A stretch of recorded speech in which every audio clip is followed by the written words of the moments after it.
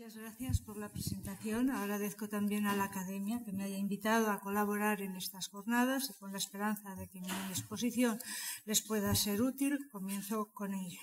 Mi exposición es más bien desde el punto de vista práctico, de los problemas que se nos están planteando a nivel judicial en el momento actual. Va a tratar fundamentalmente las cuestiones que se están sometiendo a la consideración de los tribunales y espero que les pueda ser de alguna utilidad práctica. Vamos a ver, todos los que estamos aquí, la mayoría de la sociedad, es habitual que mantengamos relaciones con las entidades bancarias. Incluso desde el momento en que ustedes pagan una matrícula para acudir a un curso, tienen que hacerlo a través de una entidad bancaria. Es normal también que la mayoría de la sociedad, pues en un momento dado, bien porque quiera adquirir un bien de consumo o bien, lo que se está planteando fundamentalmente en la actualidad, la adquisición de una vivienda, no se dispone del dinero necesario para pagar el importe de esa vivienda, se acude a una entidad bancaria, se le solicita un préstamo y generalmente son préstamos con garantía hipotecaria. Entonces, lo que yo les voy a tratar en mi exposición, que va a ser en dos vertientes, por un lado, la problemática que se están planteando en este tipo de contratos, que están suscitando la aplicación y que se cuestionen judicialmente la validez de determinadas cláusulas que ya estaban incluidas en esos contratos y ya vienen apareciendo desde hace años, contratos celebrados en el año 2002, 2003, incluso con antelación, y que hasta ahora me estoy refiriendo a los años 2009, 2010, cuando se ha desencadenado la crisis económica, han pasado desapercibidos para los particulares consumidores que concertaron todos esos contratos. ¿Por qué motivo? Porque cuando se concierta un contrato se hace con la voluntad decidida de cumplirla. Es el problema económico surgido con posterioridad, con motivo de la crisis, lo que ha llevado a muchos de estos prestatarios a no poder atender las obligaciones que habían concertado, a verse abocados a unos procedimientos de ejecución y a darse entonces cuenta de decir, anda, pues si yo resulta que en el contrato tenía concertada tal cláusula, tal otra cláusula que me están haciendo valer ahora las entidades bancarias y que yo no me daba cuenta de que esas cláusulas estaban ahí inmersas. Y la segunda parte de mi exposición va a estar relacionada va a versar fundamentalmente sobre determinados productos bancarios que comercializaron también las entidades bancarias, que se concertaron como que fueran productos de inversión y que son productos de inversión, pero cuyo verdadero alcance era totalmente desconocido para los particulares inversores, pequeños ahorradores que los fueron concertando. Entonces, entrando ya con la primera parte de mi exposición, les voy a llamar la atención sobre tres cláusulas fundamentalmente que son las que vienen planteando mayor problemática a nivel judicial. La primera es la cláusula del vencimiento anticipado de los contratos de préstamo con garantía hipotecaria. En los contratos de préstamo en los que se entrega una determinada cantidad, generalmente de importe importante, se concierta la devolución de esa cantidad durante un periodo de tiempo largo. Los préstamos hipotecarios, 25, 30 años.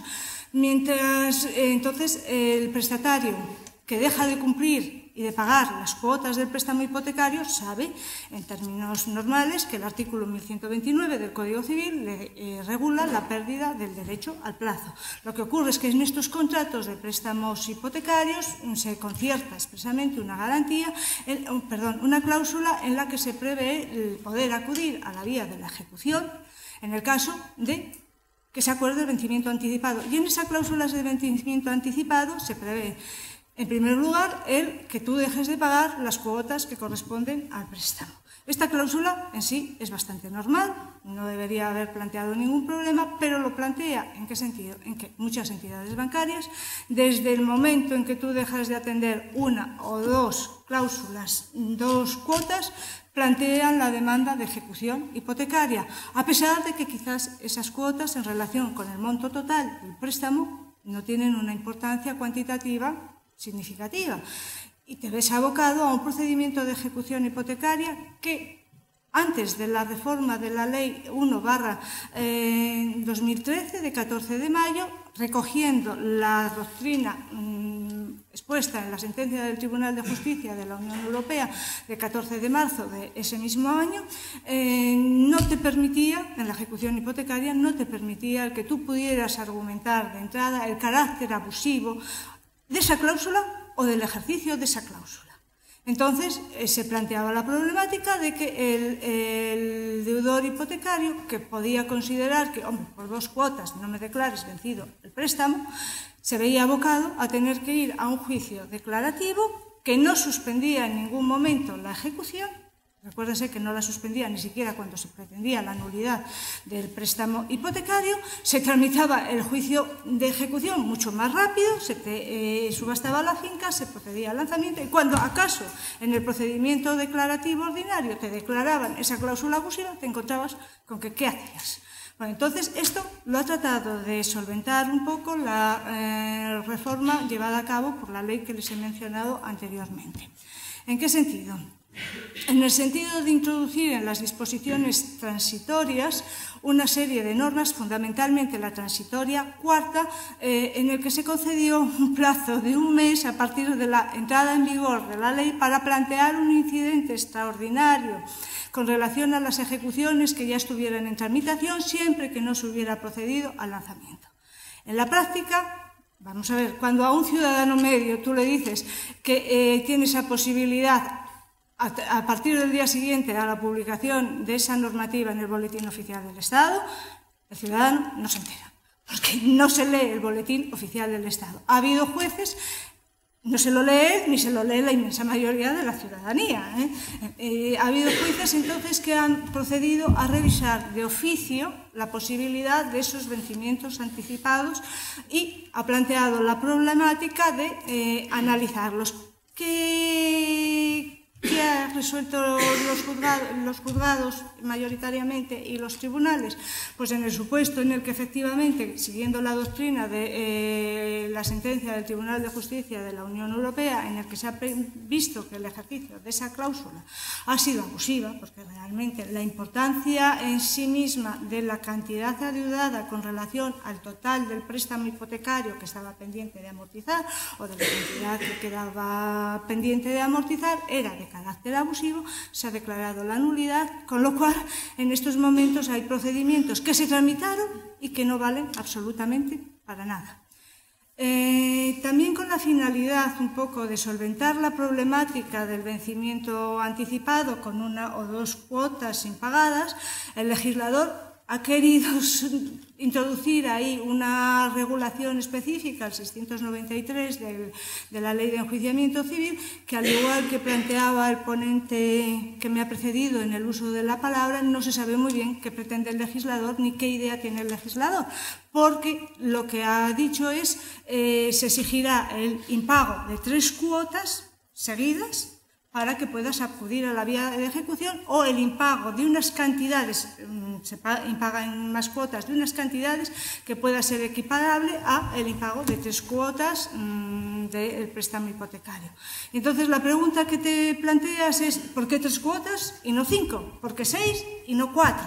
Entonces la interpretación que se viene haciendo con relación a ese apartado de la Ley de Enjuiciamiento Civil, así la sección quinta, la sección cuarta han mantenido ese criterio, es que cuando el legislador prevé que debe haber un incumplimiento de 3 cuotas, a lo que se está refiriendo es más bien a un requisito de procedibilidad. Es decir, tu entidad bancaria no des por vencido anticipadamente el banco ni vayas a la vía de ejecución antes del impago de esas 3 cuotas, porque no se te va a admitir a trámite. Pero una vez admitido a trámite no quiere decir que la valoración como cláusula abusiva esté condicionado a esas 3 cuotas. Recuérdese que el Tribunal de Justicia de la Unión Europea atribuye al juzgador la posibilidad de examinar de oficio el ejercicio adecuado de las cláusulas que se han previsto en los contratos, el mantener un criterio de proporcionalidad con relación al importe total del préstamo del contrato, que sea una cláusula que además sea esencial dentro del contrato y que el particular consumidor tenga la posibilidad de acceder o de tener otras medidas con las que poner fin a esta decisión del vencimiento anticipado. Ya les digo que esta es la problemática que se ha venido planteando fundamentalmente en la práctica. Con relación al tema del vencimiento anticipado, yo no puedo, aprovechando la audiencia que tengo aquí, resistir que veo que no se está haciendo uso de una facultad que está expresamente prevista en el artículo 693, apartado 3º. Con relación a los préstamos con garantía hipotecaria, se introdujo una modificación de hace años concediendo al acreedor la posibilidad de, no se emplea esa terminología, pero sería equiparable con relación a los arrendamientos, de enervar la acción de ejecución hipotecaria pagando la cantidad que se debe y los intereses en el momento de la interposición de la demanda de ejecución y las que hayan ido venciendo hasta el momento de hacer ese pago. Facultad que no se está ejerciendo y que, cara a un ejercicio práctico de la profesión, yo aconsejaría que se ejerciera, que se examinara y que se ejerciera. No es lo mismo el tener que pagar acaso 3.000, 4.000 euros que el estar en una ejecución hipotecaria en donde lo que se están reclamando son 100 y pico mil euros. Y tengan en cuenta además que la ley del año 2013 introdujo la modificación de que antes la posibilidad de ejercer este derecho de enervación era cada 5 años. Si tú lo habías ejercido no podías volverlo a ejercer hasta los 5 años siguientes. Ahora se ha rebajado hasta los 3 años. Con esto pongo fin a esta primera cláusula que se ha venido planteando. La segunda cláusula que ha venido planteando problemas a nivel práctico ha sido la cláusula de los intereses de demora. Los intereses de demora, todos sabemos que tienen un carácter punitivo, un carácter sancionador, incluso un carácter de liquidación de daños y perjuicios, y en ese sentido están legalmente admitidos. Y el artículo 1255 del Código Civil, en base al principio de libertad de pacto, los viene admitiendo. En cuanto tal, solicito. El problema de los intereses de demora radica fundamentalmente no en que estén ahí, sino en el tipo del interés de demora que te están incluyendo las entidades bancarias. La posibilidad de cuestionar los intereses de demora en un procedimiento de ejecución, ya fuera una ejecución normal, de un préstamo normal, o ya fuera una ejecución de carácter hipotecaria, es un tema muy cuestionado y, de hecho, legalmente no estaba prevista esta como una de las cláusulas de oposición con relación a la ejecución. Había juzgados que venían haciendo un control de oficio en base a sentencias del Tribunal de Justicia de la Unión Europea, como la sentencia Mostaza Canon o la sentencia del caso Panon, que venían haciendo un control de oficio con relación al carácter abusivo de los tipos de las cláusulas de interés de demora. Si consideraban que era abusivo, lo que solían hacer era proceder al archivo de las actuaciones sin más. Otros procedían a una moderación o a requerir al ejecutante para que procediera a moderarlos.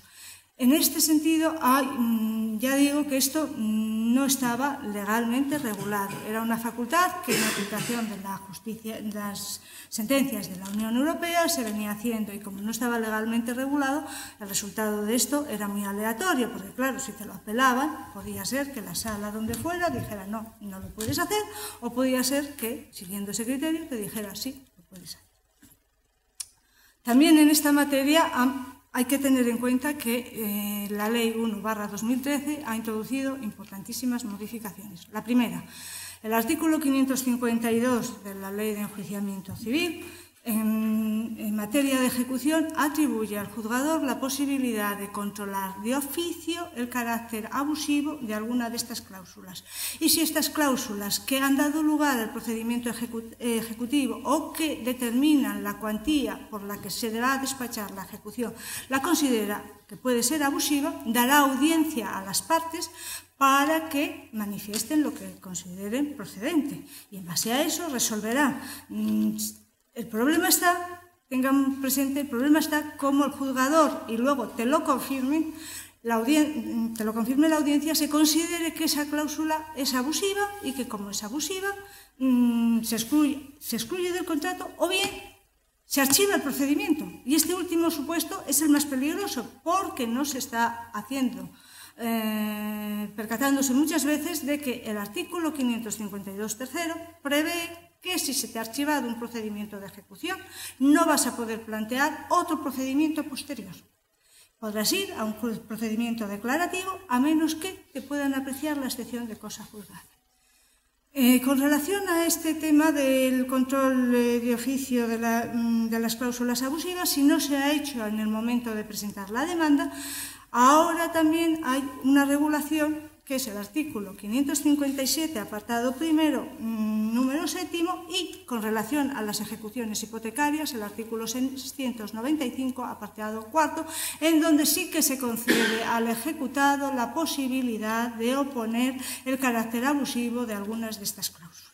Entonces desnaturaliza, si se quiere, un poco el procedimiento de ejecución, que todos sabemos que era un procedimiento expeditivo, y le permite, eso sí, el poder argumentar, y si se considera que la cláusula es abusiva, pues la consecuencia de una cláusula abusiva es la nulidad y el quedar excluida del contrato y el quedar excluida de la ejecución. También con la finalidad un poco de solventar la problemática que en la práctica estaban planteando todos estos procedimientos, el legislador en esa reforma 1/2013 ha tratado de introducir una modificación con relación a qué tipo de interés de demora podemos considerar que es admisible, que sería legalmente aceptable, y lo que se le ha ocurrido es modificar el artículo 114 de la ley hipotecaria en el sentido de decir que no podrán pactarse intereses de demora superiores a 3 veces el tipo de interés legal, y además, y esto es muy importante, que no se preveía, prohíbe expresamente con relación a las viviendas habituales el pacto de nactocismo. Es decir, la capitalización de los intereses que vayan venciendo, porque es que te podías encontrar con que, de acuerdo que un interés de demora acaso son 20 euros, pero esos 20 euros a cabo de un año se te acaban convirtiendo acaso en un 120%, con lo cual es una cantidad totalmente desproporcionada. Esto está muy bien para las hipotecas que se concierten en el futuro, pero como la problemática social que había de las hipotecas que ya estaban concertadas en el pasado, dijo, ¿cómo lo puedo yo solventar? Y se le ocurrió introducir en la disposición transitoria segunda una serie de normas en el sentido de decir, vamos a ver, con relación a todos aquellos procedimientos hipotecarios que estén y con relación a las cláusulas de demora, los intereses de demora que se hayan vencido con arreglo a otro contrato que previera un tipo superior a este, que ahora tengan en cuenta que ahora el interés legal está en un 4%, el de demora sería un 12%, sea superior a un 12%, ¿cómo puedo solventar yo esta problemática? Pues todos aquellos contratos en los que los intereses de demora estén vencidos pero no hayan sido pagados, resulta que le obligo a moderarlo con arreglo a lo que ahora regulo, 3 veces el interés legal.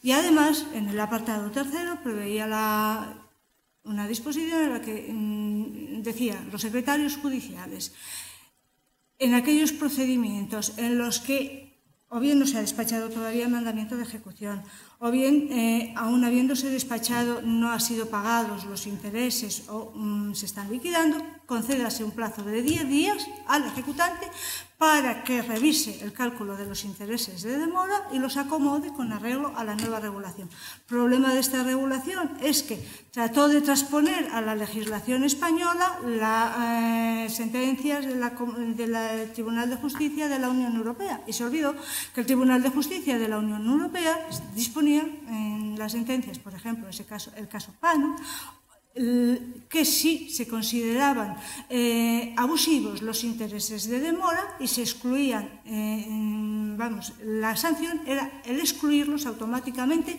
del contrato. Y no cabía una moderación, con lo cual el legislador está preveyendo una moderación cuando los tribunales vamos a seguir aplicando las sentencias del Tribunal de Justicia de la Unión Europea y la consecuencia va a ser de decir no, fuera los intereses de demora. ¿Qué ocurre ahora? Ahora las entidades bancarias que se encuentran con esta problemática, en base a contratos concertados con antelación, lo que vienen es automoderándose. Pero la consecuencia práctica, ya les digo, es decir, no vale que tú te autocontroles esa cláusula. Es una cláusula abusiva, una cláusula nula y en consecuencia queda excluida del contrato. Podrían plantearse entonces qué ocurre, es mejor incumplir un contrato e ir a la vía judicial porque no vamos a devengar ningún tipo de interés. esto planteó mucha problemática y, de hecho, no éramos unívocas, no teníamos una postura unitaria las distintas secciones de esta audiencia provincial. Y en julio, el 18 de julio del año pasado, se hizo una junta de magistrados de la audiencia provincial y se llegó al siguiente acuerdo. Vamos a ver. Planteada una demanda judicial o formulada una reclamación extrajudicial del saldo deudor, a partir del momento en que se formula esa reclamación, va a devengar esa cantidad los intereses del 1108 del Código Civil.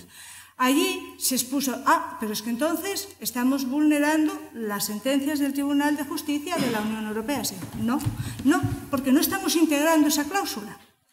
De hecho, no devenga ningún interés. Lo que ocurre es que, como cualquier otro crédito deudor, en el momento en que se efectúa una reclamación, sea judicial, sea extrajudicial, devengan los intereses del artículo 1108 del Código Civil. Y así es como lo venimos haciendo. Y ya para concluir con este apartado, quizás es posible que ustedes se estén preguntando, bueno, ¿y cuál es el tipo de interés previsto en los contratos ya concertados que puede considerarse como abusivo? Bueno, eso es muy relativo y es aleatorio, porque les puedo decir que hay sentencias como la de la Audiencia Provincial de Almería de 9 de abril del año 2014 que viene admitiendo un interés de demora del 19,95%. O sentencias como la de la Audiencia Provincial de Barcelona, de 21 de septiembre del año 2011, que admitió unos intereses del 20%.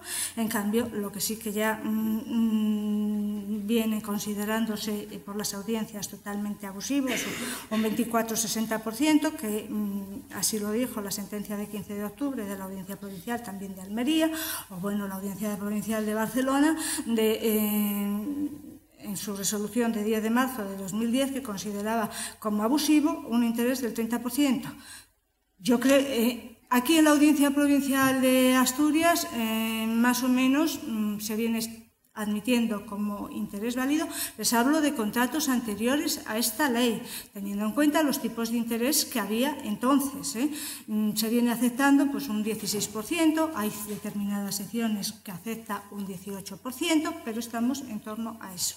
De todas las maneras, a pesar de que les pueda llamar la atención a ustedes de que se declare cómo es posible un interés de demora de un 30%, quiero decirles que con arreglo a la reforma que ha hecho el legislador, si la aplicáramos literalmente como él ha pensado, o sea, 3 veces el interés legal, en el año 1990 el interés legal estaba en un 10%. No es el interés que está ahora. Y no yendo tan lejos, en el año 1997 el interés legal estaba en torno a un 7%. Entonces no parezca tan desproporcionado. Lo que pasa es que en un momento en que los intereses han bajado en la forma que de todos es conocido, el pretender un interés de demora de un 30% ciertamente resulta desproporcionado.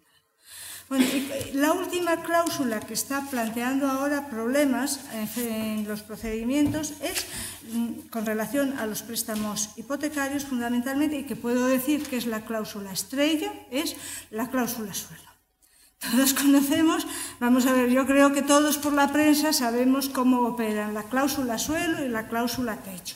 En estos contratos, lo normal en los últimos años es que se prevea un tipo de interés de carácter variable. Lo usual es que el primer año suele haber un interés de tipo fijo y a partir del segundo año, en que ya se revisan los intereses, se prevé un interés de carácter variable. ¿Y cómo se calcula ese interés de carácter variable? Pues se establece un valor referencial, generalmente es el Euribor, y en base a ese valor referencial se calcula además, dice, bueno, ese valor referencial incrementado en un 1%, un 2%, lo que buenamente considere la entidad bancaria. ¿Cómo operan las cláusulas suelo? Las cláusulas suelo operan en que en esos contratos que se preveían como de interés variable se introduce una cláusula suelo en donde se fija un tipo, lo que se quiera, de manera que de bajar el interés variable, ese valor referencial más el porcentaje que se ha previsto por debajo de esa cláusula suelo, no operará la bajada, no te beneficiarás de la bajada de interés porque automáticamente entrará en vigor la cláusula suelo. Entonces te encontrarás con que lo que tú pactabas como un interés variable, eso sí, aleatorio, porque dependía de cómo variara el valor referencial, pasa a ser un préstamo con garantía hipotecaria a un interés fijo. Y esto, el problema de estas cláusulas de tipo suelo no es el que estén incluidas en los contratos, sino el problema es el que sea o no fruto de una negociación particular con el cliente que ha concertado el préstamo con garantía hipotecaria. De hecho, las cláusulas suelo empezaron a introducirse también como contrapartida a las cláusulas techo. Como ya les digo, hace años los tipos de interés, a diferencia de lo que ocurría aquí, iban al alza, de lo que ocurre ahora, iban al alza. Entonces, al alza también el particular que concertaba un préstamo hipotecario muchas veces pensaba, oye, ¿y si los intereses de ese valor, el porcentaje de ese valor referencial se incrementa de una manera desmesurada y yo no puedo atenderlo? ¿Qué voy a hacer? Y solían incluirse en los contratos cláusulas suelo y cláusulas techo.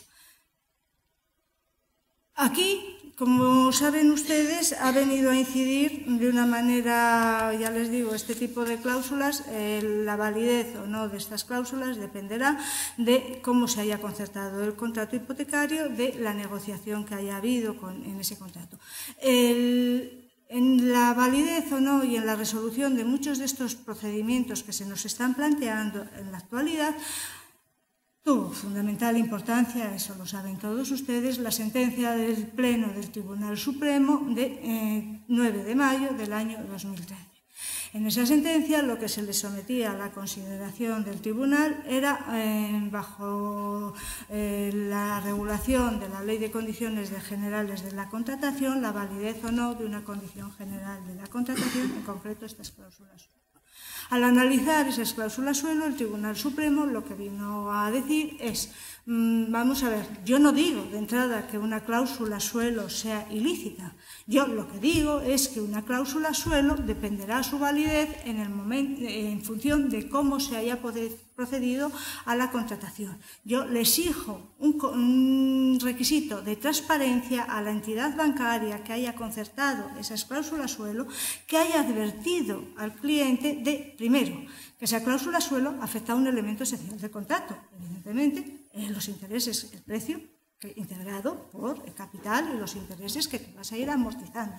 En segundo lugar, que yo le haya advertido que por esta vía lo que él está contratando y pensando que es un interés, un préstamo con un interés variable, a resultas de cómo fluctúe el índice ese referencial, se va a poder convertir en determinados momentos en un préstamo con un interés de carácter fijo, en los determinados porcentajes.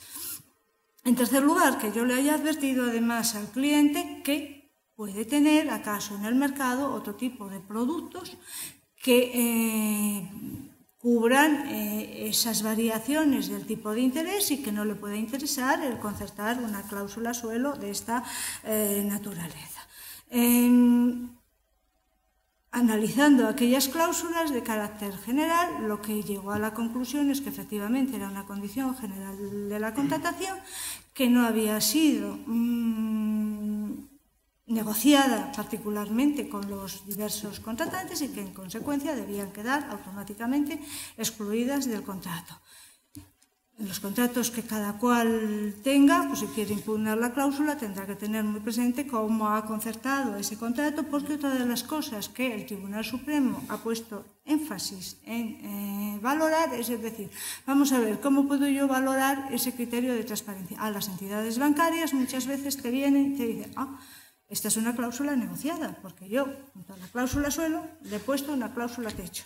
Lo que ocurre es que en muchas ocasiones el que te prevea esa cláusula techo, lo que hace es despistarte y desorientarte totalmente de lo que tú estás concertando. Y además, si tú ves el tipo pactado de cláusula suelo y de cláusula techo, ya, ahora es verdad que el Euribor ha bajado de una manera considerable, pero aunque no hubiera bajado tanto, muchas veces se te aplicaba la propia cláusula suelo, mientras que las cláusulas techo te llegaban a unos porcentajes de un 15%, un 14%, que la posibilidad de entrar en vigor la cláusula techo era totalmente ilusa. Y las entidades bancarias ya hacen sus estudios de manera que sepan que esa cláusula techo jamás se les va... O sea, nunca va a ser una liquidación de intereses en su perjuicio. Ya les digo que esta es una problemática que se está planteando ahora mucho en los juzgados, que es una cuestión que todos los juzgados y las audiencias, la línea mayoritaria viene en el sentido de declarar la nulidad de las cláusulas suelo, precisamente por esa falta de transparencia. Ahora bien, también quiero ponerles de manifiesto que ha habido otra reciente sentencia del Pleno de la Sala Primera del Tribunal Supremo, la de 8 de septiembre del año 2014, que abunda en la línea de la de mayo de 2013, sigue declarando la nulidad de la cláusula suelo. Pero hay un voto particular, de un magistrado que en materia de consumo, es un magistrado de Barcelona, especialista en la materia mercantil, domina las cuestiones de consumo y ha considerado que en ese caso concreto que se sometía a su consideración, la cláusula suelo estaba válidamente concertada. Cosa distinta es que como voto particular no tenga relevancia, evidentemente, pero puede ser que a partir de ese voto particular y de que cada caso que se someta a la consideración del Tribunal Supremo, la solución no sea tan unívoca como la que hemos venido manteniendo las audiencias provinciales, que ya les digo que venimos teniendo este criterio. Desde el punto de vista práctico, ¿qué tipo de problemas se está planteando en los tribunales? Pues primero, a la hora de hacer valer la cláusula suelo, la nulidad de la cláusula suelo, se está planteando que en general no suele ser una cláusula que está en el contrato de ese particular que va y la impugna, sino que es una cláusula que se introducía en todos los contratos que fueron negociados pues, en el año 2000 o en el año 2006. Se le ponía a cualquier persona que fuera a concertar un préstamo hipotecario y con los mismos porcentajes o muy similares. Entonces, primera cuestión que se plantea es jurisdicción competente para tramitar la nulidad de estas cláusulas. Tiene que ir como una condición general de la contratación, en cuyo caso, recuerden el artículo 86 ter de la Ley Orgánica del Poder Judicial, la competencia sería de los juzgados especialistas en la materia mercantil o, por el contrario, la jurisdicción civil sería competente. Bueno, con relación a estas cláusulas, las audiencias estaban divididas, aunque había muchas audiencias ya que venían manteniendo la posibilidad de que cuando es un particular quien en base a su contrato particular lo que quiere es que no se le aplique esa cláusula suelo, por lo que va es por el carácter abusivo y por el texto refundido de la Ley General de Consumidores y Usuarios, se declaraba la competencia de la jurisdicción civil y ello con independencia de que acaso pues, tú la consideraras como una condición general de la contratación, pero solamente iba a afectar indudablemente a ese particular. Aquí la Audiencia Provincial de Barcelona también llegó a un acuerdo en abril del año 2014, en concreto, en donde vino a considerar que eran competencia de la jurisdicción mercantil tanto las acciones colectivas del artículo 12 de la Ley de Condiciones Generales de la Contratación como la acción individual de no incorporación a que se refiere al artículo 7 del mismo cuerpo legal, cuando la demanda se funde en dicha Ley de Condiciones, correspondiendo a la jurisdicción civil la tutela que se pretenda en base a la abusividad de una cláusula fundada en el derecho de consumo, sea o no condición general.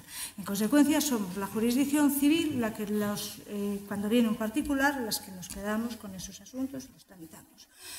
¿Qué ocurre? Las entidades bancarias suelen oponer, no sé a partir de este acuerdo, pero solían oponer la falta de competencia de la jurisdicción civil y, sobre todo, lo que venían oponiendo mucho era que, como habrán visto por la prensa, no solo hay juzgados, los juzgados de lo mercantil, por ejemplo, el juzgado de lo mercantil 11 está tramitando un procedimiento en donde también, vía Ley de Condiciones Generales de la Contratación, diversas entidades bancarias les están cuestionando la inclusión de estas cláusulas suelo en los contratos que ellos habían concertado. Entonces, ¿qué ven? Entonces dicen, problema de litispendencia o de litispendencia impropia.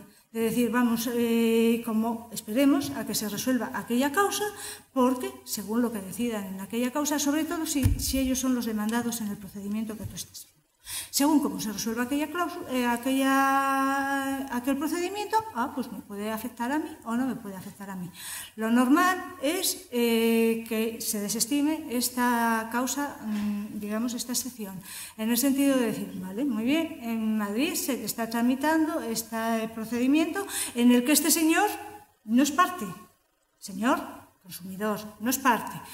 Si allí en Madrid se resuelve antes que lo nuestro y deciden que efectivamente esa condición debe quedar excluida, pues allá ya lo tendremos en cuenta. Pero si se decide que no debe quedar excluida, eso no le va a vincular a este particular que, dependiendo de las condiciones y de los términos en los que se haya procedido a la contratación de su contrato particular, podrá haberse beneficiado por la aplicación de la normativa de consumidores y usuarios en la medida en que tú le hayas metido una cláusula oscura, una cláusula que pase totalmente desapercibida, una cláusula abusiva y cuya consecuencia sea la nulidad y el quedar excluida del contrato.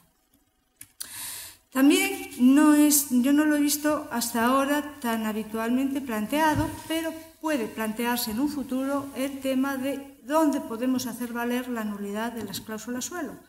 ¿En un procedimiento de ejecución o vamos a tener que ir solamente a un procedimiento declarativo? Bueno, esa reforma que se ha hecho en la ley, el artículo 695, apartado 4, como cláusula abusiva, la vas a poder hacer valer en un procedimiento de ejecución.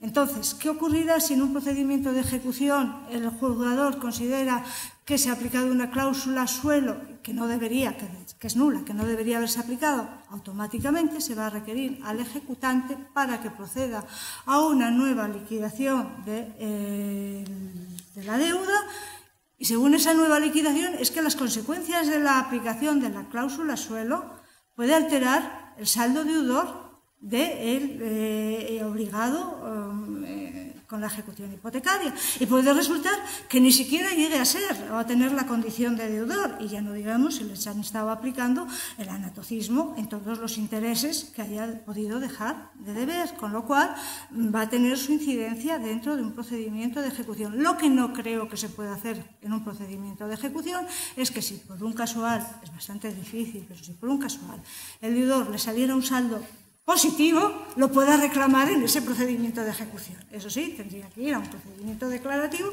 para reclamar el exceso. Apreciada la nulidad de una cláusula suelo, se ha discutido muchísimo las consecuencias de la apreciación de esa nulidad. Fundamentalmente porque la sentencia del 9 de mayo del año 2013 del Tribunal Supremo llegó a la conclusión de que, no obstante excluir de los contratos como cláusula general de la contratación la aplicación de esas cláusulas suelo con relación a esas entidades bancarias, podía suponer un grave quebranto económico el aplicar el efecto retroactivo de la apreciada nulidad. Este es un tema muy discutido, la verdad. Lo que sí que es verdad es que hay una amplia mayoría de las audiencias provinciales que vienen considerando que el Código Civil está ahí. El Código Civil regula que los efectos de una nulidad es retrotraer la situación al estado anterior a incluirse esa cláusula, y que en consecuencia hay que devolver las cantidades que se hayan cobrado en exceso por la aplicación de esa cláusula suelo. En aplicación de esta postura, pues les puedo mencionar sentencias muy recientes, como la de 26 de noviembre de 2014 de la Audiencia Provincial de Las Palmas de Gran Canaria, 25 de noviembre de 2014 de la sección novena de la Audiencia Provincial de Valencia, 12 de marzo de 2014 de la sección sexta, también de la Audiencia Provincial de Málaga, la de 22 de octubre de 2014 de la sección primera de la Audiencia Provincial de Barcelona. También esta Audiencia Provincial de Oviedo mantiene la postura de devolver el dinero que se hubiera percibido indebidamente en aplicación de la cláusula suelo. En general todas. Y bueno, por hacer un poco, yo soy de la sección cuarta. En la sección cuarta se dictó la sentencia del 17 de diciembre de 2014, confirmando la de que venía del juzgado, con esa devolución de las cantidades. En contra también ya les digo que hay audiencias que mantienen posturas en contra, unas remitiéndose simplemente al criterio que ha venido manteniendo, que mantuvo en su día el Tribunal Supremo, y luego les haré mención de una en particular que tiene unas consideraciones, pues, por lo menos, diferentes, digamos. En contra de la devolución de esas cantidades, pues se pronuncia la sentencia de la sección primera de la Audiencia Provincial de Palencia, de 20 de octubre de 2014, la de 8 de enero de 2014, de la sección tercera de la Audiencia Provincial de Córdoba, la de 17 de mayo de 2013 de la Audiencia Provincial de Cádiz, la sección 28 de la Audiencia Provincial de Madrid, en la de 23 de julio de 2013, y la que les llamaba yo un poco la atención porque es una argumentación diferente. De todas maneras, además, les recomiendo, esta es una sentencia muy interesante de 17 de noviembre de 2014, de la sección primera de la Audiencia Provincial de Pontevedra. El ponente es el señor Almenábar, que todos sabemos que fue vocal del Consejo General del Poder Judicial. Una sentencia muy estudiada, muy razonada, y que si tienen oportunidad de leerla, les aconsejo que la lean, porque tratan mucho de los problemas con relación a la cláusula suelo.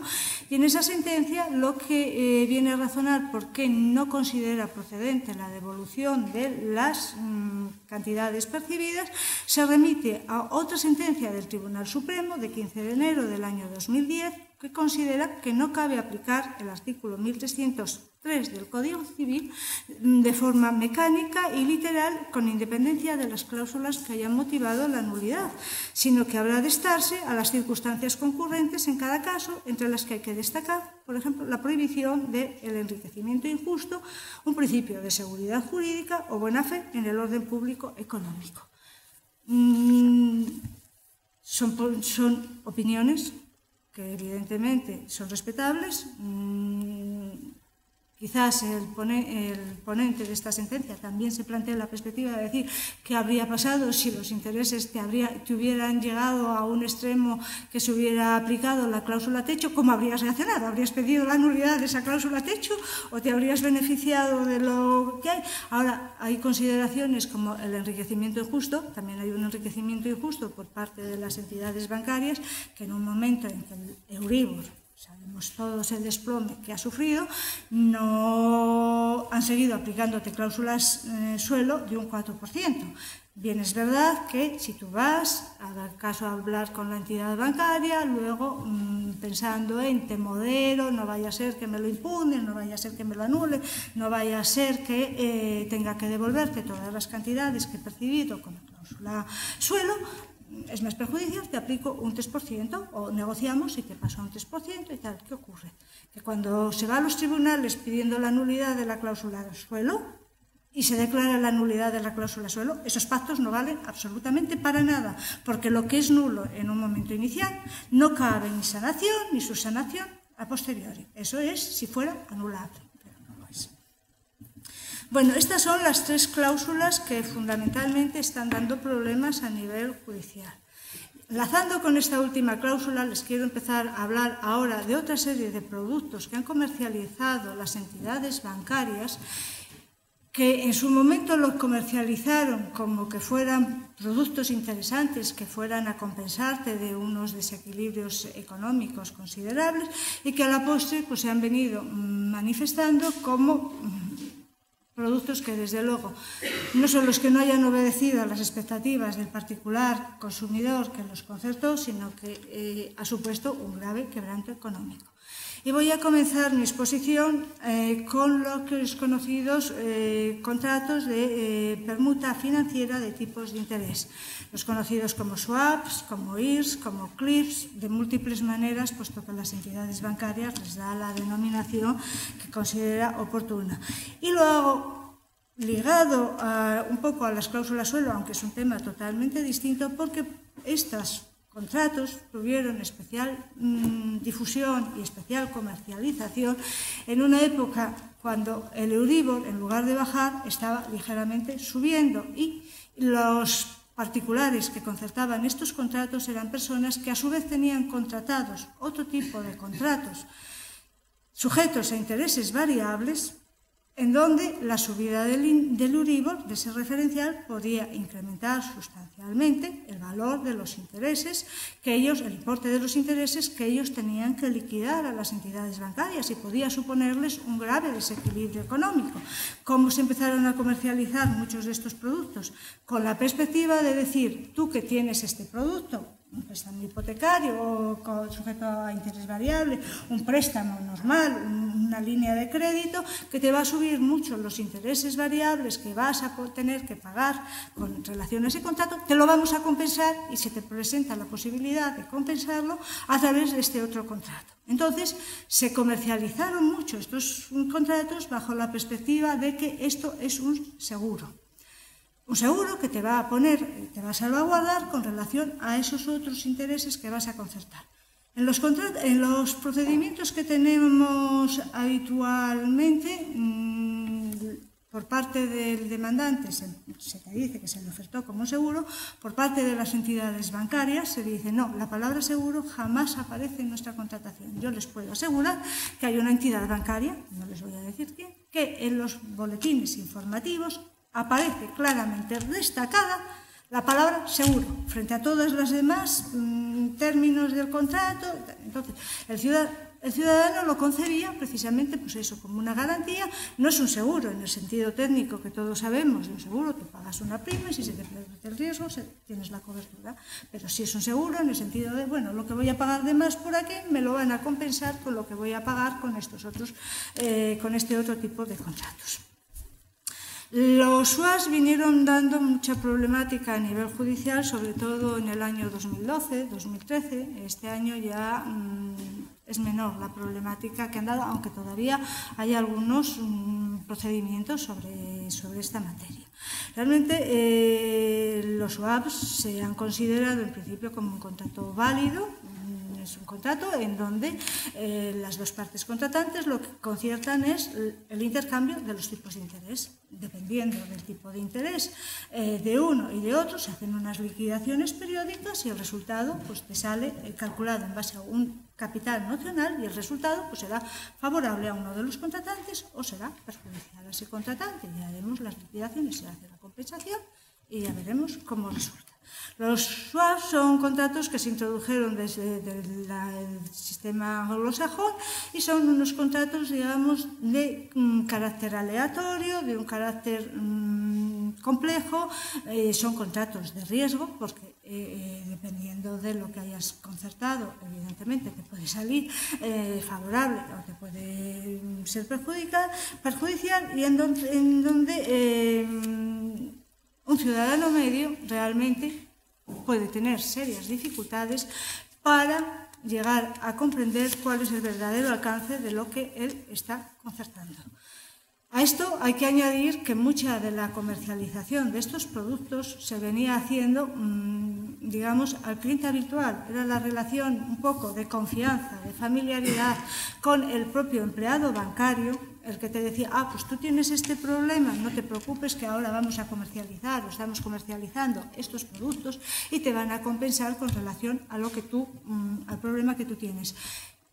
Muchas veces ni siquiera el empleado bancario sabía la mecánica real de estos productos y es verdad que muchas veces cuando ellos los comercializaron lo hacían incluso en base a una buena fe de yo te estoy ofertando un producto que te puede ser útil, cuando a la postre se ha demostrado que ese producto pues no era así.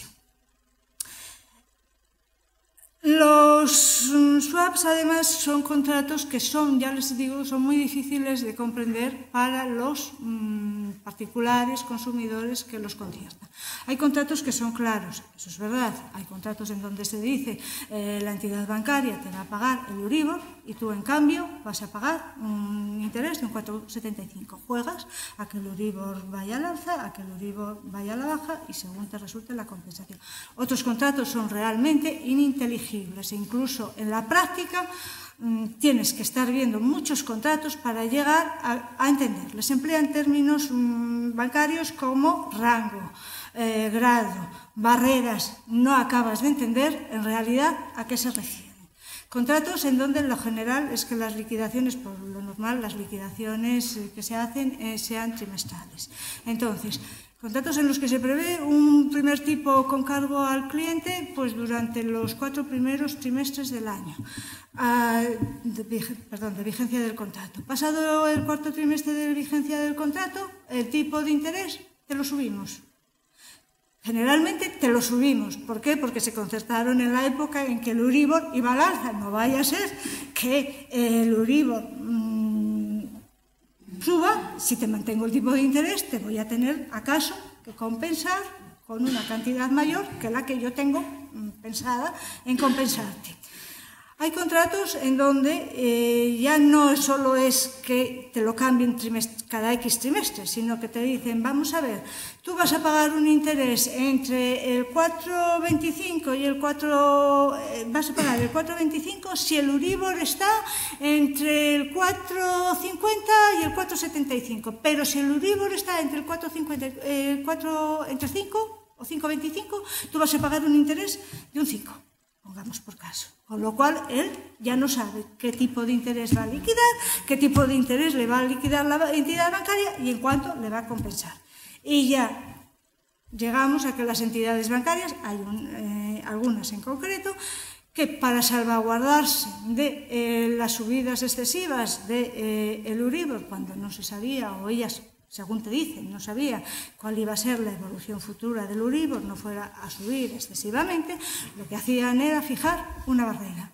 Entonces, ¿qué te decían? Vamos a ver, tú, particular, me vas a pagar un interés del 4,75% si el Euribor llega a un 5%, y yo un Euribor del 5%. Pero, cuidado, como el Euribor suba del 5%, yo lo que voy a hacer es aplicarte una barrera. Y entonces te voy a pagar, no el Euribor, sino un 0,10. Lo cierto es que en el momento en que tú haces los cálculos detalladamente, te encuentras con que siempre salía unas liquidaciones, como el Euribor bajaba, unas liquidaciones en perjuicio del particular cliente. Nunca llegas a... Y además, unas liquidaciones en perjuicio del particular cliente que en el momento en que le habían resultado positivas las liquidaciones, pues acaso tenía una liquidación de 50 euros. Y cuando llegaban las negativas, te llegaban de 200, de 300 euros. Con lo cual ya nos encontramos en uno de los problemas fundamentales de estos contratos. Y es la manifiesta desproporción en las prestaciones para una de las partes contratantes y la otra parte contratante. A ver, aquí en general, cuando se ha cuestionado la validez de este tipo de contratos, la Audiencia Provincial de Oviedo ha mantenido un criterio de declarar la nulidad del contrato en base, eso sí, porque lo han venido planteando, al error. Al error como vicio esencial del consentimiento en el momento de la concertación del contrato. El error en el sentido de que no te han explicado en absoluto, por la mecánica operativa del contrato, no te han puesto ejemplos prácticos de cómo funciona el Euribor a la alza o a la baja. Hay entidades que sí que te hacen algún ejemplo, pero te hacen un ejemplo jugando muchas veces con que el Euribor vaya al alza, un ejemplo, como mucho, que vaya a la baja, y la baja es el porcentaje, acaso, de un 0,10. Con lo cual tú no alcanzas a percibir cuál es realmente el coste económico de ese contrato. No se ponen en posturas drásticas de subida ni de bajada. De bajada, porque entonces es cuando alcanzas a comprender el verdadero alcance del contrato para ti, cliente, que vas a pagar unos intereses, en el sentido de decir, es que mientras que tú me estás pagando solo el Euribor, yo te estoy pagando un 4,75 y si el Euribor está a un punto, la diferencia mía es un 3,75. Y al alza, porque si tenemos la barrera, entonces es cuando podríamos darnos cuenta de cómo opera la barrera. Porque dices, vamos a ver, vale, yo sigo pagándote un 4,75 y el Euribor ha llegado al 6. No, pero yo no te pago un 6, yo te pago un 0,10%. Entonces vemos cómo el contrato, desde luego que se ofertaba como algo que podía ser interesante y positivo, bueno, desde luego económicamente era totalmente ruinoso para las personas que lo concertaban. A esto hemos de añadir, con relación al problema de que no se daban esas explicaciones, que en muchos de los contratos, sobre todo cuando analizamos el condicionado general del contrato, se acostumbraba a incluir una cláusula en donde teóricamente te daban la posibilidad, si tú no estás conforme con este contrato, vas a poderlo rescindir en el momento, o desistir unilateralmente en el momento en que tú consideres oportuno. Con eso el cliente, si lo veía, se quedaba un poco satisfecho de decir, bueno, cuando a mí no me convenga este contrato, puedo venir a la entidad bancaria y cancelarlo. Como mucho se te advertía de que existía lo que llamaban ventanas, que era que tú lo podías cancelar no al día que a ti te diera la gana, sino unas fechas concretas. Pero bueno, decías, vale, cuando me llegue tal fecha, esto es un desastre, cuando me llegue tal fecha de tal año, yo voy a la entidad bancaria, lo cancelo y aquí hemos acabado. No, no. Porque la cancelación no opera así. La cancelación opera en que, vale, la puedes cancelar, pero eso lleva un coste en función de cómo se pueda comercializar ese contrato y del tipo el plazo que te quede todavía hasta el vencimiento del contrato y de los tipos de intereses que tuvieras convenido. Con lo cual la cancelación al final acababa siendo ruinosa. Pues bien, también cuando se ha planteado el tema de la nulidad de estos contratos en la vía judicial, otra de las motivos que han llevado a pensar en el error del consumidor ha sido el incluir esa cláusula de cancelación sin una explicación práctica de cómo iba a operar y el pensar que el particular lo ha contratado pensando en yo me puedo apartar del contrato en el momento que vea que esto no me conviene y a la postre realmente eso suponía un coste económico del que jamás fue informado.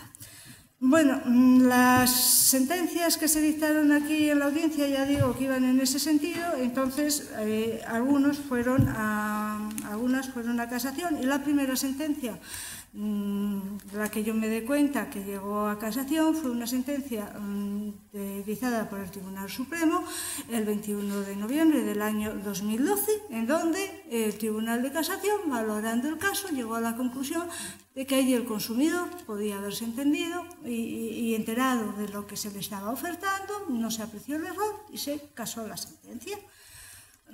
Realmente sí que viendo el producto decías cómo es posible que se haya pensado en que este consumidor particular, con la complejidad de este producto, pudo enterarse y tal, pero bueno, nosotros seguimos en la misma línea y irán a casación.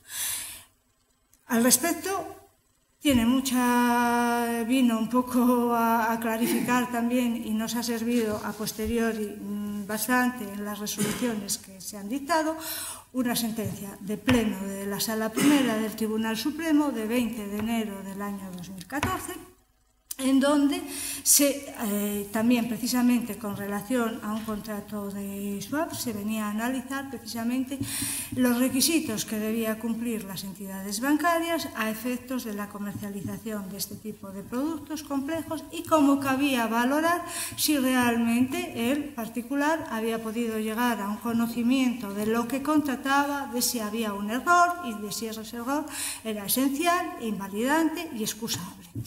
Esta sentencia acabó apreciando la existencia del error y esta sentencia, que luego la hemos seguido bastante y es invocada por las audiencias provinciales, viene nuevamente a ser ratificada en las sentencias del 7 y 8 de julio del Tribunal Supremo, también manteniendo el criterio que ya había mantenido en la sentencia del año 2014. Y es que lo fundamental que ocurre en todos estos tipos tanto hablábamos antes en las cláusulas suelo como en este tipo de contratos, es que las entidades bancarias deben cumplir un deber de información.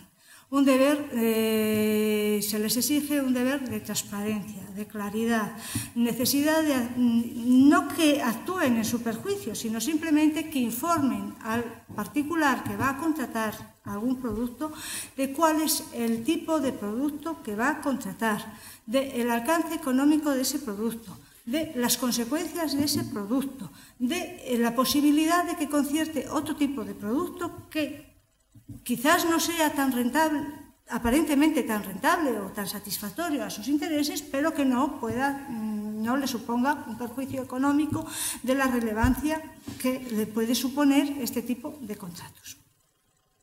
Y con relación a esto se remiten también mucho a la normativa que hay sobre la ley de mercado de valores, el artículo 79 bis, la necesidad de las entidades bancarias de ejercer ese deber de información, ese deber de transparencia y el deber de formularles ejemplos suficientemente claros, asequibles, que puedan llegar al conocimiento de los particulares sobre el tipo de producto que se está concertando. Ya digo, normalmente estos productos se viene declarando la nulidad.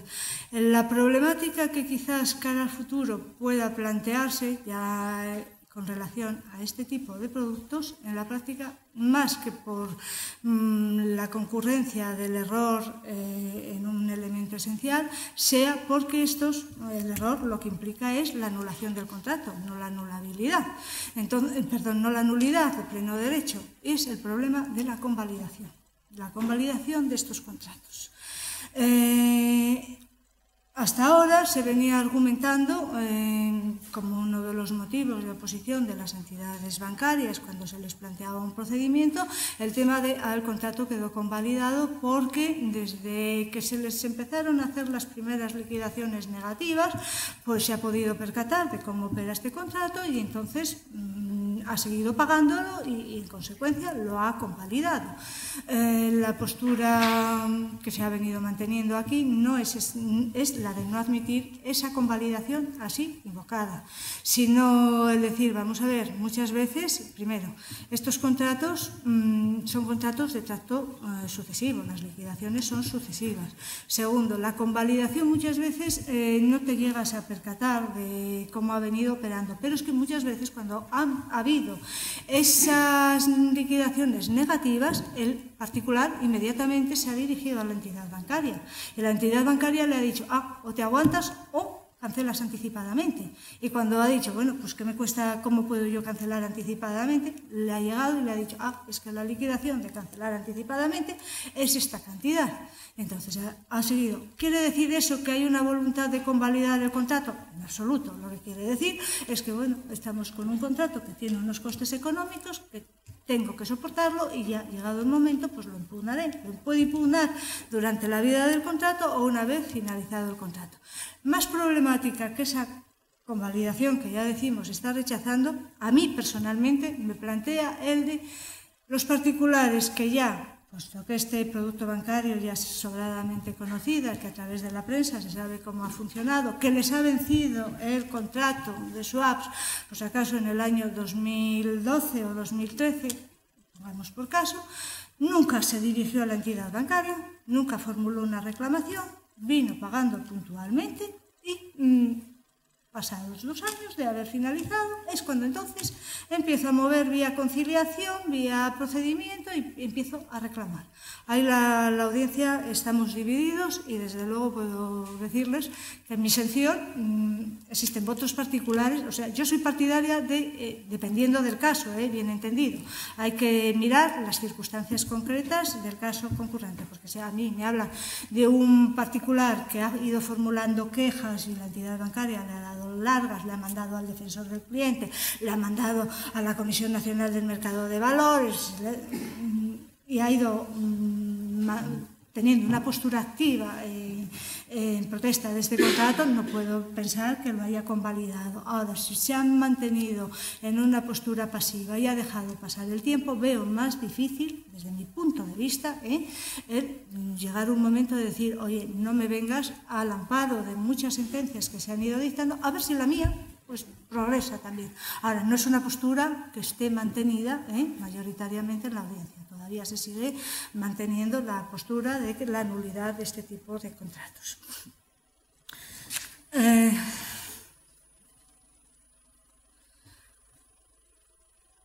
Dentro de la comercialización de los productos bancarios,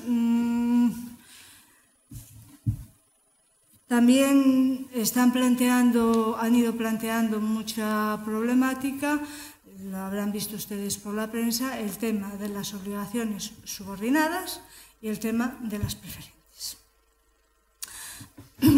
Sobre todo aquí a nivel práctico lo que nos ha venido planteando problemas ha sido el tema de las obligaciones. Se han planteado más casos, quizás porque ha habido entidades bancarias que lo que han comercializado son las obligaciones subordinadas y otras, en cambio, lo que comercializaron fueron las obligaciones preferentes. Con relación a las obligaciones subordinadas, en realidad, como dice la sentencia de la Audiencia Provincial de Oviedo de la sección quinta de 15 de marzo del 2013, en realidad estas son unas obligaciones que implican una mutación o alteración del régimen de prelación común a las obligaciones y que obedecen al exclusivo propósito de fortalecer los recursos propios de las entidades de crédito y muy especialmente de las cajas de ahorros, caracterizándose porque en caso de quiebra o liquidación de la entidad de crédito, tales obligaciones o préstamos ocupan un rango inferior a los créditos de todos los demás acreedores y no se reembolsarán hasta que no se hayan pagado todas las demás deudas vigentes en ese momento. En principio, estos créditos admitían la posibilidad de un vencimiento inicial de 5 años, pudiendo ser objeto de reembolso si la autoridad competente lo autorizaba, siempre que la solicitud procediera del emisor y la solvencia de la entidad de crédito no se viera afectada por ello. A ver, ahora están alcanzando publicidad por la problemática que ha venido planteando todas estas obligaciones y sobre todo por la problemática que ha surgido en el sector bancario que ha incidido en este tipo de obligaciones, en la conversión por disposiciones administrativas obligatoriamente en acciones.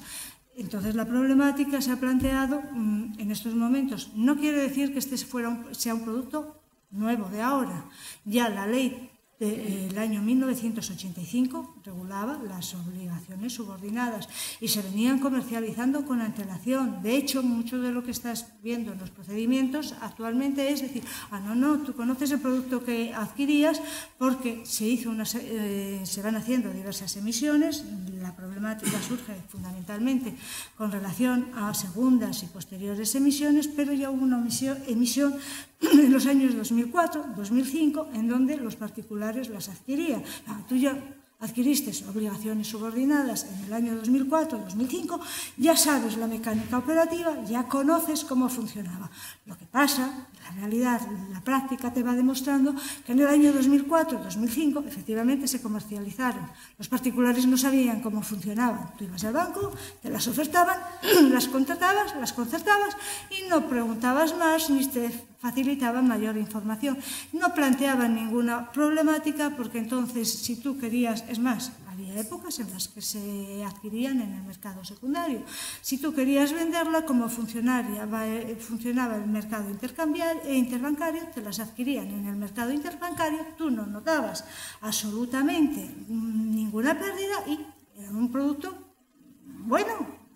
La gente estaba contenta porque era un producto que te producía más intereses que acaso un depósito a plazo fijo. Pero claro, la problemática ha surgido fundamentalmente cuando te has encontrado que el mercado interbancario está cerrado, que tienes que ir a un mercado secundario y que en el mercado secundario las subordinadas no valían nada. Por si esto no es suficientemente gravoso, el problema de la crisis de las entidades bancarias y las normativas dictadas por el Fondo de Reestructuración Ordenada Bancaria ha previsto la conversión de obligaciones subordinadas en acciones. Con lo cual, el que tenía ahí un depósito, pensaba tener un depósito, un dinero que ya era líquido, se acabó convirtiendo en accionista, que era lo último que quería, pasar a ser un accionista de una entidad bancaria. Y además te dan acciones a un valor de canje que no obedece al valor real de la acción, ya en ese momento. Y que además, si vas al día siguiente o a los 2 días y cotiza en bolsa, todavía vale menos. Con lo cual te encuentras con que no vale nada.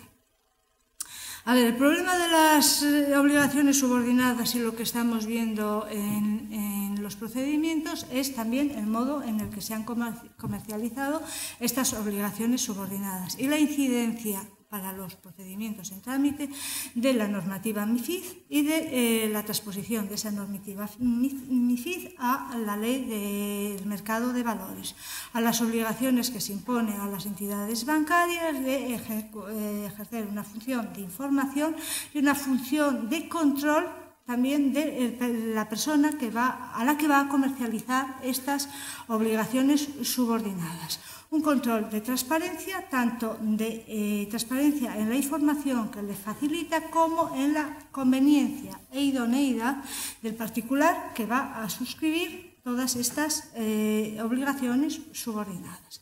A tal efecto, la normativa prevé una distinción según que la entidad bancaria opere simplemente como comercializadora, que vaya el inversor a ser el que va y te pide algo,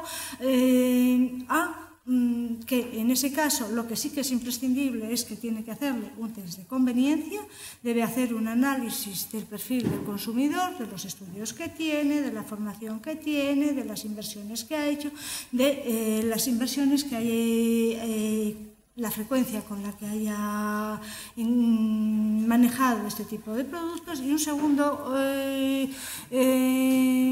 funcionamiento, digamos, de las entidades bancarias cuando ya no solo operan como comercializadores, sino también cuando actúan como asesores. En el momento en que ellos mismos, tú vas a la entidad bancaria, ellos lo que te dicen es, no, yo no soy asesor, ellos vienen y me dicen, bueno, yo quiero adquirir tal y yo les ofrezco esto. Pero en el momento en que tú les ofreces eso, de decir, mira, invierte en esto, estás ejerciendo también un cierto papel de asesor. En ese caso, aparte de un test de conveniencia, tienes que practicarles un test de idoneidad en orden a la suscripción de este tipo de productos. Idoneidad que es más completo, debes además valorar pues, la disponibilidad económica de esa persona, qué tipo de producto desea adquirir, qué es lo que persigue con el producto que quiere adquirir, qué tipo de riesgo quiere asumir y sobre todo qué beneficios persigue en función del riesgo que está dispuesto a asumir. Lo que se ve a través de los procedimientos que tenemos en curso y que hemos tramitado es fundamentalmente, primero, la comercialización de estos productos generalmente se ha hecho a personas con avanzada edad. Se ha hecho a personas a las que no se les decía, en general, bueno, se les vendía como un depósito precedido de una etapa en la que los depósitos a plazo fijo habían visto menguados sus tipos de interés, pero entonces era un depósito como más atractivo, pero sí a más largo plazo. Lo que pasa que lo normal que vemos aquí es que solían ser 10 años, 10 años cara al consumidor. Ya digo que la entidad bancaria tenía la posibilidad de, en el plazo de 5 años, amortizarlas si era autorizado expresamente para ello. Entonces, bueno, pues 10 años no te parecía un plazo tan largo como para decir, bueno, pues ya llegarán los 10 años y ya las haré efectivas y tal. Lo que nunca se les advertía a los consumidores era, y menos a esta gente que ha hecho las inversiones, era decirles, cuidado, que este tipo de obligaciones subordinadas va ligado a la situación económica de la entidad bancaria. Cierto que en esos momentos que se comercializaban, acaso el 2004 desde luego nadie pensaba en la crisis de las entidades bancarias. El 2009 me imagino que tampoco mucho, pero es que no se les decía, tampoco se les, ni siquiera se les decía, ni siquiera se les advertía el rango que venían a ocupar estas obligaciones subordinadas en el supuesto de insolvencia de una entidad bancaria. Y entonces ya empezaba a haber cierta rumorología, veías los periódicos y empezabas a ver, pues esta entidad puede que no esté tan bien porque necesita esto. Y lo que es más, cuando en alguna ocasión la entidad bancaria le daba esa información, no que quedabas postergado al último puesto, de decir, bueno, cuando hayan cobrado todos los acreedores, si queda remanente, pues ya cobrarás tú. No, somos entidades que somos solventes. Aquí tienes un cuadro macroeconómico de cómo está la entidad bancaria y está fenomenal. Claro, vete tú a entender un cuadro macroeconómico de la entidad bancaria, de decir, bueno, pues a mí me dicen que van fenomenal, pues van fenomenal. Y no oigo que esté mal, pues evidentemente esto va a funcionar. Aparte de que estas obligaciones subordinadas las comercializaron mucho las entidades bancarias en el momento en el que se les cerró la posibilidad de obtener la financiación precisamente por el mercado interbancario. No estaba pensado para el consumidor minorista, sino estaba pensados para profesionales. Los profesionales, quizás porque se percataron del riesgo que suponía unas subordinadas, no las contrataban y se acabaron comercializando con consumidores minoristas, pequeños inversores, pequeños ahorradores. Entonces, se encontraron con que las entidades bancarias, la situación económica no era la que obedecía a la realidad, porque, entre otras cosas, lo que se obtenía con estas obligaciones subordinadas no figuraba. Es imposible entender ese cuadro macroeconómico, pero es que no figura en el pasivo de la entidad bancaria, porque son fondos que ya se obtienen por esta vía, con lo cual, aunque hubiera sido un avezado inversor y entendido en las cuentas de las entidades bancarias, jamás habrías podido percatarte de cuál era la situación, porque estaban haciendo figurar como activo lo que en realidad eran deudas. Con lo cual nos encontramos en la situación paradójica de que las entidades bancarias, que se supone que están para conceder préstamos, para facilitar a un consumidor el allegar el dinero que no tiene para determinadas adquisiciones, se están financiando con el dinero que le está dando el consumidor, inversor, pequeño ahorrador, y beneficiándose además de esta situación. Por si la cosa no fuera ya de por sí bastante irregular, nos encontramos con que entidades bancarias que se suponían, ya digo, se suponían en situación económica solvente, llegó la crisis económica, se observó que efectivamente no tenían la solvencia que era de esperar y de desear. Todos sabemos que la problemática surgida con las cajas de ahorros, se hicieron sistemas de fusión y tuvo que venir el Estado con el Fondo de Reestructuración de Ordenación Bancaria, tuvo que establecer una regulación de esta situación y lo que preveyó es la conversión de estas obligaciones subordinadas en acciones. Las entidades bancarias lo que primero eran obligaciones subordinadas o acciones. Te venían mandando una comunicación las entidades bancarias para que si tú querías las convirtieras voluntariamente, bien entendido que llegaba el FROB y había una fecha límite en donde era la conversión obligatoria. Y además la conversión se hacía con una pérdida de la cantidad que tú hubieras tenido el nominal de las obligaciones subordinadas. A nivel judicial también se está impugnando mucho la validez de estas obligaciones subordinadas. La vía de atacar las obligaciones subordinadas está también en la línea del error como vicio del consentimiento, de no haberte advertido de todas estas circunstancias y la problemática que te plantean las entidades bancarias es la siguiente. Voluntariamente han convertido las obligaciones subordinadas en acciones, luego han sanado el contrato. Estamos en una causa de convalidaciones. No me vengas con que esto es una causa de convalidación, porque aún el particular que aceptó cuando la entidad bancaria le dijo convierte la obligación subordinada en acción, ya no me van a obligar y voy a salir perdiendo, pues la convierto. Lo hizo mediatizado por esa circunstancia, no voluntariamente, porque él quisiera convertirse en accionista. Lo que sí que es posible es que todas estas conversiones, dependiendo de qué entidad bancaria la haya comercializado, pues lo mismo en estos momentos, la acción cotiza en bolsa y la acción le puede merecer la pena la conversión. Eso dependerá también de las circunstancias particulares de cada uno. Entonces, se plantean todavía algún tipo de procedimientos, pero sí que ha disminuido considerablemente los procedimientos que tenemos por esta materia, quizás por esa circunstancia, o porque hayan llegado a un acuerdo con las entidades bancarias que desconocemos a nivel judicial.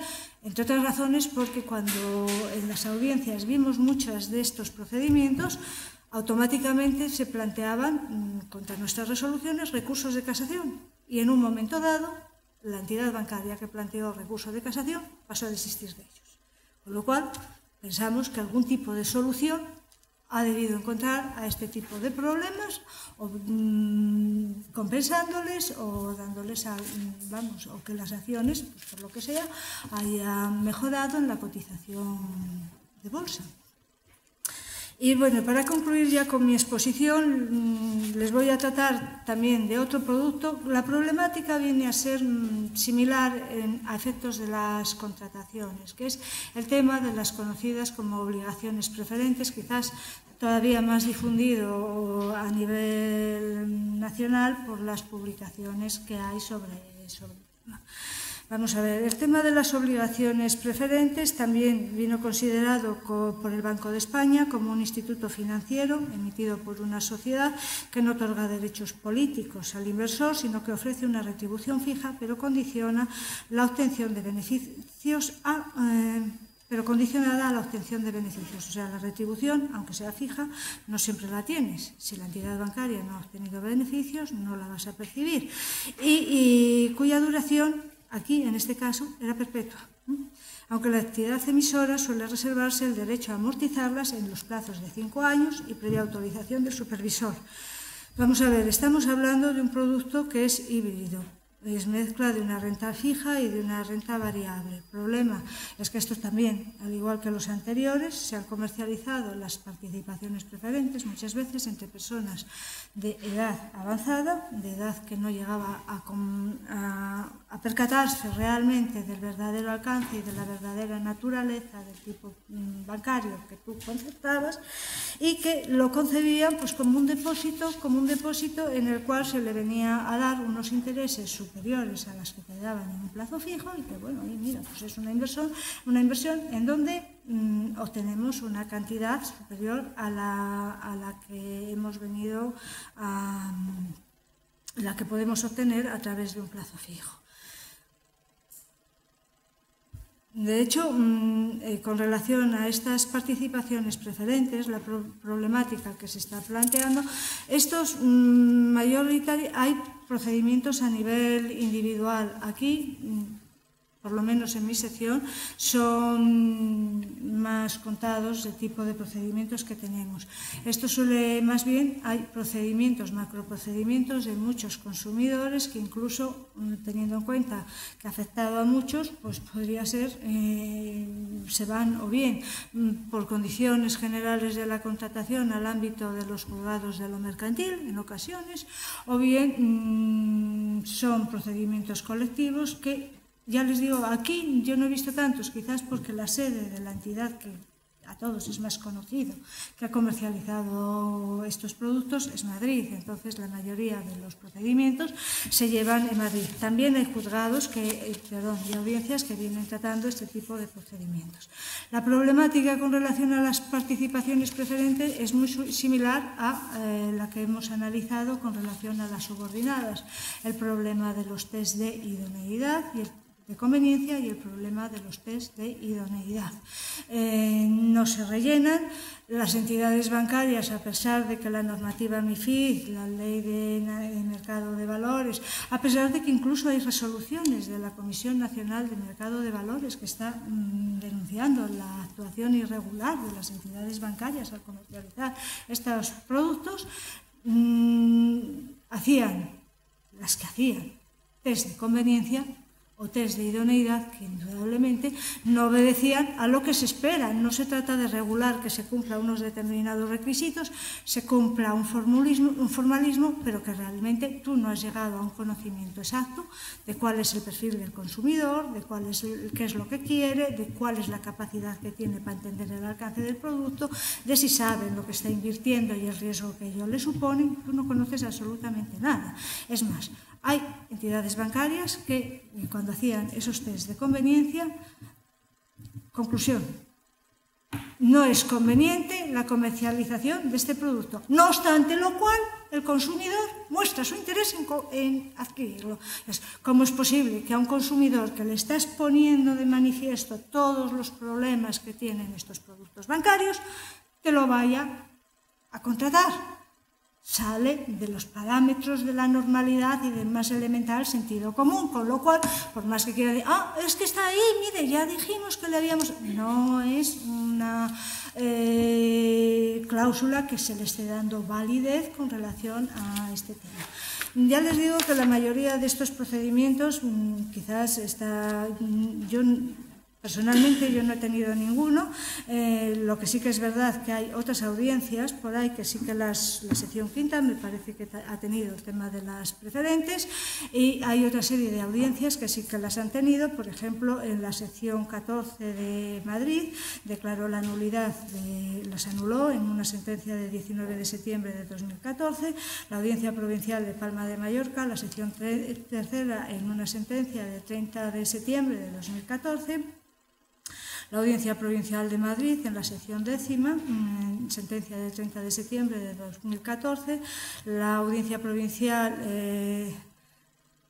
de Ávila, en la sentencia de 7 de octubre de 2014, Orense, la de 9 de octubre de 2014, la sección 20 de Madrid, en sentencia de 4 de noviembre de 2014, o la sección primera en la Audiencia Provincial de Cuenca, de 11 de noviembre de 2014.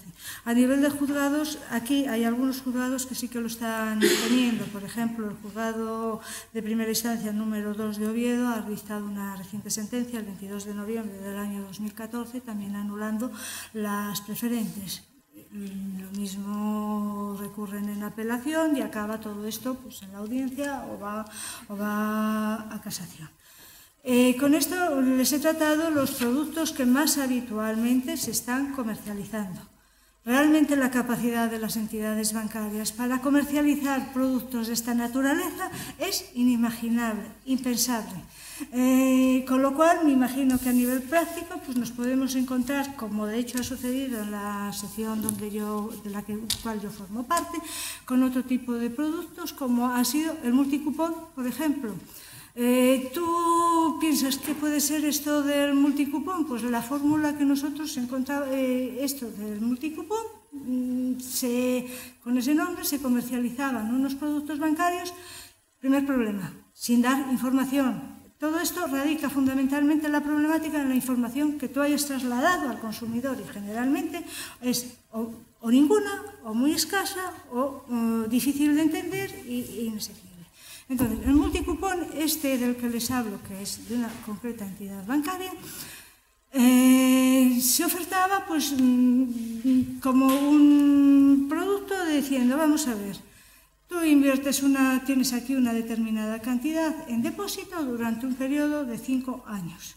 En función de cómo evolucionen las acciones del banco X y del banco R, si esas acciones del banco X y R, que no son conocidos generalmente por un ciudadano, se cotizan por encima un 20% del valor que tienen ahora en este momento, a efectos de la cotización en bolsa, se te pagará un interés de un 3 y pico por ciento, un 4, un 6.